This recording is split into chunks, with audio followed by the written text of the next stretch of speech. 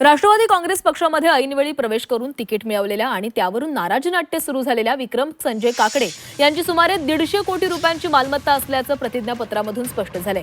विशेष म्हणजे विविध व्यक्तींसह कंपन्यांना विक्रम यांनी कर्ज म्हणून रक्कम दिली असून दिवंगत उपमुख्यमंत्री अजित पवार यांचे पुत्र आणि राष्ट्रवादीचे नेते जय पवार यांनाही त्यांनी 10 कोटी रुपयांचं कर्ज दिल्याचं उघड झालंय।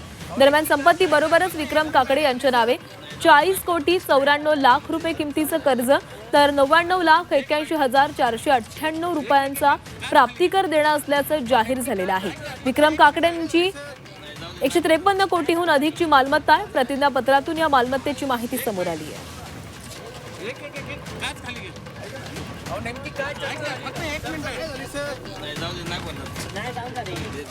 ह्या निवडणुकीशी त्याचा काही संबंध नाहीये।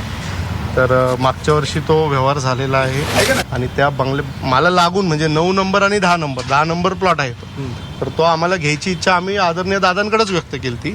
तर तो जय अजित पवार यांच्या नावाने असल्यामुळे त्यांच्यासोबत तो व्यवहार करावा लागला। त्याचा तो ॲडव्हान्स आहे। कुठल्याही प्रकारचं कर्ज किंवा काय जे काय मी मीडियामध्ये बघतोय सकाळपासून कुठल्याही प्रकारचं ते कर्ज नाही आहे।